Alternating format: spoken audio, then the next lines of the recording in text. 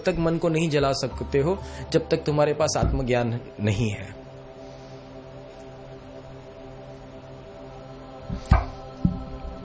जब तक मन को तुम जला नहीं सकते हो। मन को क्यों नहीं जला सकते हो? क्योंकि तुम्हारे आत्मज्ञान नहीं है, मन को समझने की शक्ति नहीं है। क्योंकि बचपन से मन ने तुम्हारा इतना साथ दिया है कि तुम मन से प्रेम कर बैठे हो और मन की हर एक बात एक आज्ञा पालक पुत्र की तरह मानते हो। अब होता क्या है, सदगुरु जब आपके जीवन में प्रवेश करते हैं तो आपके मन और उसके विचारों की धज्जियां उड़ा देते हैं। एक एक बात और एक एक मन और उसकी समझ को इतनी धज्जियां उड़ाते हैं, क्योंकि मन की समझ वो परमात्मा की समझ से एकदम विपरीत है। मतलब कि सच खोल खोल कर सामने बता दिया, सच खोल खोल के सामने बता दिया। तुम जिस कांच के टुकड़े को हीरा मान के चल रहे थे और वो सुंदर मुकुट बना दिया था और सबके सामने घूम रहे थे, पर भैया ये कांच के टुकड़े हैं। होता क्या है बताता हूं। अपने बनवारी लाल ने बहुत सारे इमिटेशन ज्वेलरी ले लिए। किसी ने बोल दिया तो हीरे है, बोले हीरे है, बोले कितने में? सस्ता सौदा कर देता हूं, मैं बहुत गरीब हो चुका हूं, मेरे ऊपर कर्जा बहुत है, 10,000 में दे देता हूं। बोले एक 10,000 में? बोले चाहिए तो 100 है। एक एक हीरे की कीमत 1-1 करोड़ से कम नहीं है, अगर चाहिए तो ले लो। कोई आपकी जगह कोई दूसरा आ गया तो फिर मुझे मत बोलना। बनवारी लाल तो को लगाई तो सस्ता सौदा है, उन्होंने तो सीधा खर्चा कर दिया। मुकुट बनवाया, सुंदर मुकुट बनवाया, पहन लिया, नाचने लगे। वहां से एक जौहरी निकला और बोला कि ये करतब दिखाने वाला है क्या?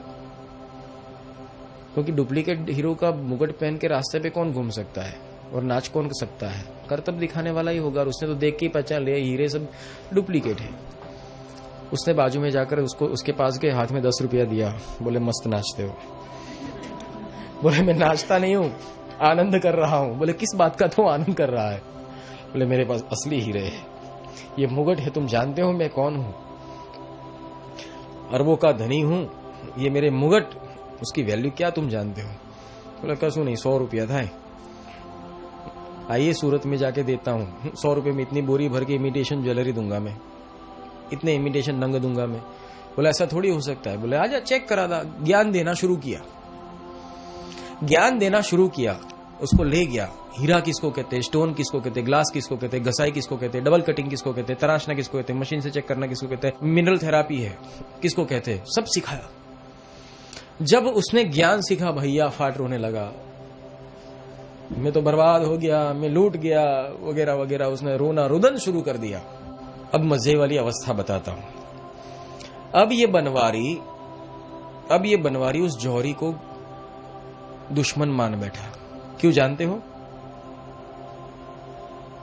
क्योंकि इस जौहरी ने उस बनवारी को ख्वाब से उठाया कि तू गलत था, तेरा इन्वेस्टमेंट गलत था, तेरी चाहत गलत थी, तेरी समझ गलत थी, तेरी कल्पना गलत थी और तेरी दृढ़ता भी गलत थी कि तू कांच के टुकड़ों को हीरे मान बैठा। पर बनवारी क्या बोल रहा था? चलो झूठे तो झूठे सही, मुझे नहीं बताया होता तो अच्छा होता, अब बता दिया, अब मेरा आनंद चला गया। कांच के टुकड़ों पे इन्वेस्टमेंट करते हैं, कांच के टुकड़ों का दाम बढ़ता नहीं घटता है। इमिटेशन डायमंड होते उसका रेट डाउन होते, बढ़ते नहीं है, पर असली हीरे होते उसके रेट बढ़ते भी है। इसीलिए इन्वेस्टमेंट सही जगह पे होना चाहिए था। अगर ये मान लो उसने करोड़ रुपए के हीरे अगर लिए होते कांच के टुकड़ों की जगह, तो आज शायद 5 साल के बाद 1 करोड़ के 2 करोड़ तो हुए होते, मुनाफा होता। कांच के टुकड़ों में मुनाफा नहीं होता। इस तरह से जब आपको तुम्हारे स्वप्न सृष्टि में से जागरूक कराया जाता है, तुम दुखी हो जाते हो। देखो अब संसार झूठा, मेरा तो कुछ रहा ही नहीं। मैं कैसी अवस्था में जीता था, एक दिव्य अवस्था थी, एक आनंद था, एक किल्लोल था, एक मजा था, एक नाम था, एक रुतबा था, पर सब झूठा था। तेरी सोच झूठी थी, तेरी गति झूठी थी, तेरा इष्ट झूठा था, और तू जिसे हकीकत मानता था वो सपना था, और आज जो तू जागा है वो हकीकत है। पर होता क्या है, मन होता है, मन यही कराएगा। वो मन उसके उस गधाराम को समझ नहीं थी ना, उसको तो ऐसा ही लगा, देखो मैं फिर भी चलो झूठा तो झूठा, मैं आनंद तो करता था, पर मिलता क्या, मदारी का खेल। मिलता क्या, मदारी का खेल। सत्संग इसे कहते हैं। सत्य का संग आएगा तो स्वप्न सृष्टि से जाग जाओगे। सत्य का अगर संग होगा तो हकीकत मालूम पड़ेगी।